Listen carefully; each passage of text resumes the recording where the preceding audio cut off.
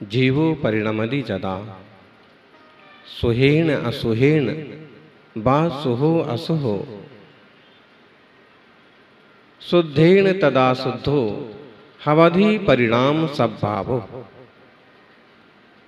यह जीव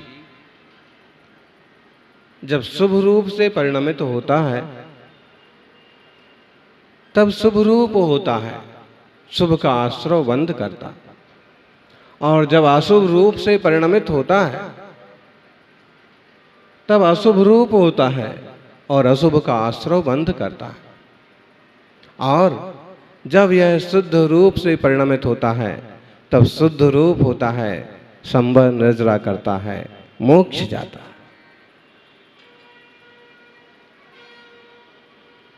इंसान ऊपर से वैसा का वैसा रहता है लेकिन भीतर से बदलता जाता है। चेहरे के ऊपर चेहरे लगे हुए हैं, बाहर का एक चेहरा तो हमें नजर आता है लेकिन उसके भीतर भीतर कितने चेहरे हैं वो नजर नहीं आते। बाहर से नजर आता है कि इंसान है, भीतर बैठा हुआ देवत्व की जानवर हमें नजर नहीं आता। एक गरीब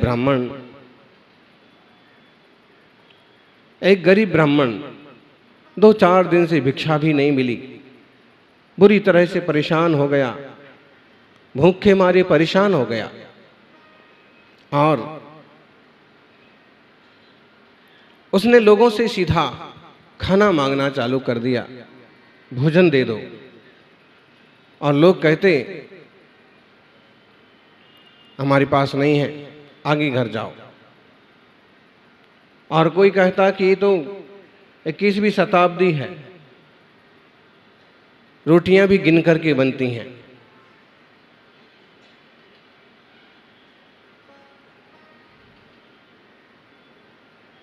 तुम्हारे लिए कुछ नहीं है हमारे पास, आगे जाओ। और कभी दुकानदार से भी उसने किसी से कहा, होटल वाले से भी कहा, तो उसने भी टरका दिया। काफी और परेशान हो गया और थक गया। चलते चलते उसे एक फकीर दिखा, एक सन्यासी दिखे, बड़े शांत, बड़े भद्र थे। और उसकी हालत देख करके उनसे रहा नहीं गया और उन्होंने कहा, भाई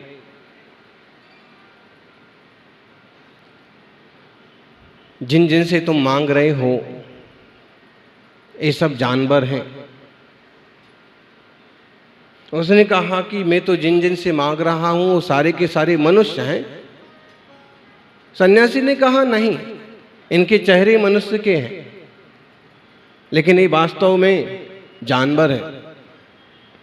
उसने कहा, गुरुजी आपकी बात पर कैसे भरोसा करें कि ये जानवर है? मुझे तो अच्छे खासे हैंडसम सभ्य नागरिक दिख रहे हैं। उन्होंने कहा, मेरे पास एक चश्मा है, इस चश्मा लगा के देखो। इस चश्मा को लगाने से मालूम पड़ेगा कि कौन इंसान है, कौन जानवर है, कौन देवता है और कौन। बाहर से सारे इंसान एक जैसे होते हैं लेकिन भीतर से वो क्या है, उनका अंतरंग परिणाम कैसा चल रहा है, उनका शुभोपयोग चल रहा है कि अशुभोपयोग चल रहा है, तुम्हें इससे मालूम पड़ेगा। उसने कहा कि ठीक है, और उसने चश्मा ले लिया। चश्मा लगा करके देखा तो सच में वो जिस तरफ देखता और जहां से हो करके आया था उन लोगों की तरफ देखता तो किसी के भीतर उसे शार दिखता, किसी के भीतर कुत्ता दिखता, किसी के भीतर बिलाव दिखता, किसी के भीतर सांड दिखता, किसी के भीतर गधा दिखता, किसी के भीतर किसी न किसी तरह का पशु पंछी दिखता। उसने कहा, बात तो सही कही। गुरुजी की तरफ देखा तो उनकी तरफ देखा तो मालूम पड़ा देवता जैसा कुछ दिखा।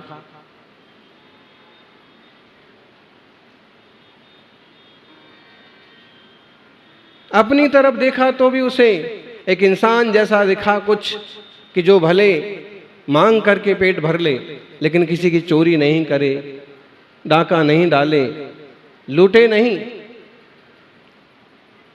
फिर गुरुजी ने कहा अब तुम्हें भूख तो लगी है, देखो वो सामने मोची बैठा है ना, जूते बनाने वाला, जूते सुधारने वाला, उसकी तरफ जाके देखो, उससे तुम्हें भोजन मिलेगा। और उसने वहां जाकर के देखा तो देखा कि मोची नहीं, इसके भीतर तो इंसान झलक रहा है।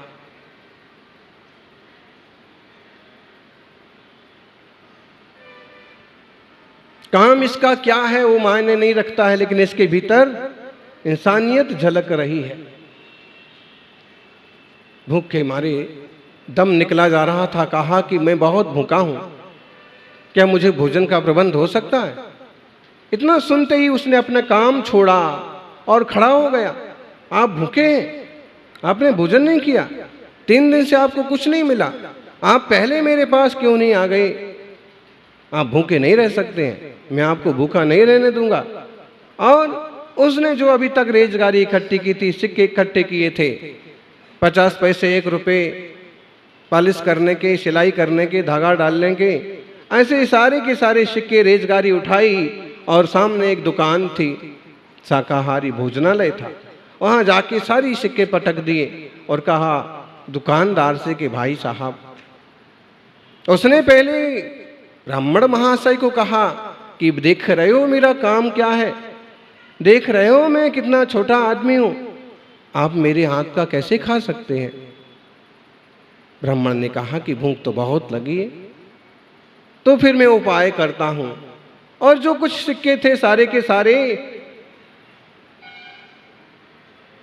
भोजनालय वाले को दे दिए और कहा कि भाई साहब, इन सिक्कों से जितना भी भोजन आता है, जितनी साग सब्जी रोटी आती है, वो मुझे यहां रख दीजिए और यहां पर इन ब्राह्मण महोदय को थमा दीजिए। दुकानदार ने उसे दे दी। सारी रेजगारी, सारे सिक्के उसके खत्म हो गए। अब तक की जितनी कमाई थी वो सब की सब चली गई, लेकिन एक इंसान तृप्त हो गया, पेट भर गया, उसको बहुत खुशी हुई और तुरंत भागा कि अभी तो टाइम है, दिन में और भी टाइम है, अभी शायद और दुकान पर बिक जाए। तो उसने 1 जोड़े जूते और बनाए थे, तो वो 1 जोड़ी जूते लेकर के आ गया और जहां बैठता था वहां बैठ गया कि भाई ये बिक जाएं तो अब बाकी घर में। लेकिन हुआ क्या कि वो लेके आने के साथ उसके मन में एक भाव और आया कि आज तो मैंने इन्हें तृप्त कर दिया, कल क्या होगा? मेरा तो ठीक है, इनका क्या होगा? ये जूते बिक जाएंगे तो इसमें जो कुछ भी इनकम होगी मैं वो इन्हें दे दूंगा। परिणामों का खेल देखना कैसे कैसे होता है और कैसे शुभ से अशुभ और अशुभ से शुभ होता है। आदमी आपको ऊपर से सुंदर दिख रहा है और भीतर से उसके भाव खूब मैले हैं, और आदमी बाहर से आपको मैला दिख रहा है, फटे कपड़े पहन करके अपना काम कर रहा है और भीतर से भाव उजले। योग संयोग की बात, उस दिन कुछ ऐसी बात बनी, सम्राट को जूतों का बहुत शौक था, अच्छी अच्छी क्वालिटी के बढ़िया से बढ़िया जूते पहनना लोगों को शौक होता है। कुछ लोग आपको ऐसे मिलेंगे कि जिनके घर में 5 जोड़ी जूते हैं, 10 जोड़ी चप्पल हैं अपने लिए। एक पुराना कोई तमिलनाडु का किस्सा था, वो मंत्री था, क्या था, चप्पल का, जूते का शौक जयललिता को भी था। हाँ, 3,500 बूट, जूते, चप्पल। ऐसे ही उस राजा को, ये राजा लोगों को क्या धुर्र चढ़ जाए, क्या धुन लग जाए, तो मंत्री 1 जोड़ी लाया, 2 जोड़ी लाया, इधर से लाया उधर से लाया। राजा ने कहा ये कोई जूते, ये छोटा है, ये बड़ा है, इसका रंग ऐसा है, इसका धागा ऐसा है, हटाओ और अब की बार जाओ अच्छे लेकर के आना, वरना आना मत। तो मंत्री ने सोचा कि अब तो कुछ, और गया तो उसकी नजर वो जो 1 जोड़ी लेके बैठा था कोई बड़ी दुकान नहीं थी। उस पर लग गई कि और बड़ी बड़ी दुकानों में ढेर तरह के हैं, लेकिन एक जोड़ी होने के बाद भी इसमें कुछ तो विशेषता है, शायद सम्राट को ये पसंद आ जाए। तो उसने कहा कितने को दोगे? जैसे उसका अपना धंधा व्यापार चलता था, सही सही बता दिया, 5 रुपये 10 रुपये कीमत है। आज महंगाई के जमाने में आप उसकी 500 रुपये मान लो। उसने कहा 5 रुपये कीमत है।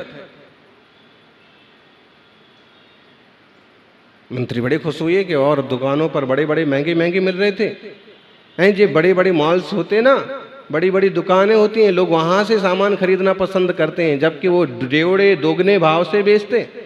जबकि सामान लारी वाले सर पर टोकनी जो खेत से फल लेके आए हैं, वो आपको उससे भी कम कीमत में देते हैं। फिर भी लोग माल में जाके नहीं करते भावताव, और गरीब टोकनी वाले से भावताव करते हैं। वहाँ तो जैसे भर वालो ऐसे बिल बन गया, भर दो। ज्ञानी गरीबों पर, सामान्य लोगों पर प्रेम और दया रखो। अगर 2-5 पैसे उनके पास ज़्यादा चले भी जाएंगे तो उनके बच्चे खाएंगे, खुशी होगी। हुआ क्या? मंत्री ने कहा 5 रुपये, लो 5 रुपये, और लेकर के राजा के पास गया। राजा ने देखा कि बहुत सुंदर, बहुत अद्भुत, पाँव में भी एकदम फिट बैठ रहा है, धागा भी ठीक ढंग से लगा है, उसका तल्ला भी बढ़िया है, बहुत बढ़िया। कितने रुपए के लाए? उसने कहा 5 रुपये। उसने कहा इसकी कीमत 5 रुपये नहीं, इसकी कीमत 5000 रुपये होना चाहिए। किसने बनाए हैं? बुला के लाओ। किसने बनाए हैं? मंत्री भागा भागा गया। वो अपना समेट ही रहा था तकुआ, अपना छोटा मोटा सामान, कि मंत्री ने कहा कि महाराज ने बुलाया। उसने कहा महाराज ने? मेरा महाराज के पास क्या काम?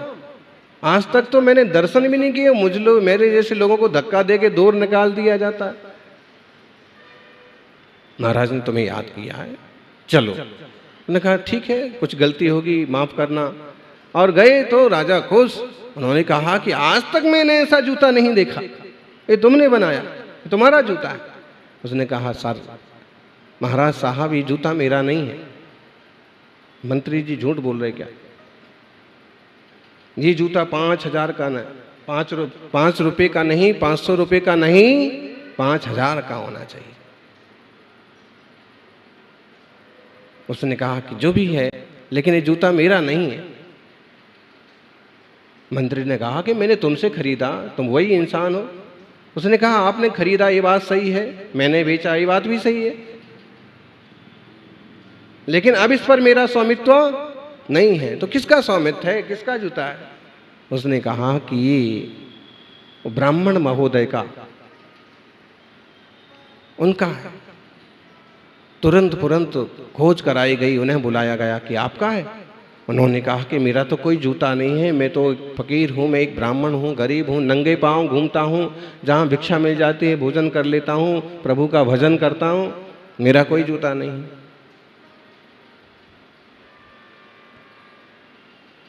उसने कहा, मोची ने कहा कि आपका ही है। राजा ने कहा मामला समझाइए, बात क्या है? उसने कहा तुम्हारा योग संयोग कैसे बना? तो उसने कहा कि मैंने इन्हें भोजन कराया और उसके बाद मेरे विचार हुए कि कल इनका क्या होगा, परसों क्या होगा, 3 दिन से कुछ नहीं हुआ, तो आज जो कुछ और कमाई होगी मेरी, अब वो भी मैं इनको दे दूंगा। इसलिए जो 5000 रुपये बनते हैं ये भी इनको ही देना चाहिए। ब्राह्मण हक्का बक्का रहेगा, कोई इतना बड़ा, इतना बेहतरीन इंसान भी हो सकता है?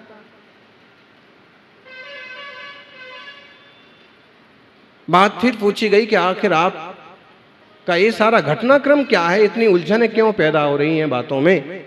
तो ब्राह्मण महोदय ने बताया कि मेरे पास मैं बहुत जगह भटका, मुझे भोजन नहीं मिला, फिर मुझे एक सन्यासी मिले, फिर मुझे एक चश्मा दिया, मैंने उसमें देखा कि तो सारी दुनिया बहुत सारे लोग जानवर ही हैं और मुझे जब इनकी तरफ देखने को कहा गया, जब मैं इनको देखा तो मुझे एक इंसान नज़र आया और उन्होंने मुझे भोजन कराया। उसके बाद का किस्सा है आप सबके सामने है कि इनने मन में सोच लिया कि थोड़ा और प्रबंध कर देंगे, तो इसकी कमाई ये सारी मेरे को देना चाहते हैं। और देखिए इनके शुभ परिणामों का फल कि चीज तो सचमुच 5 रुपए की है, लेकिन खरीदार के भाव हो गए कि मैं 5,000 रुपए दूंगा।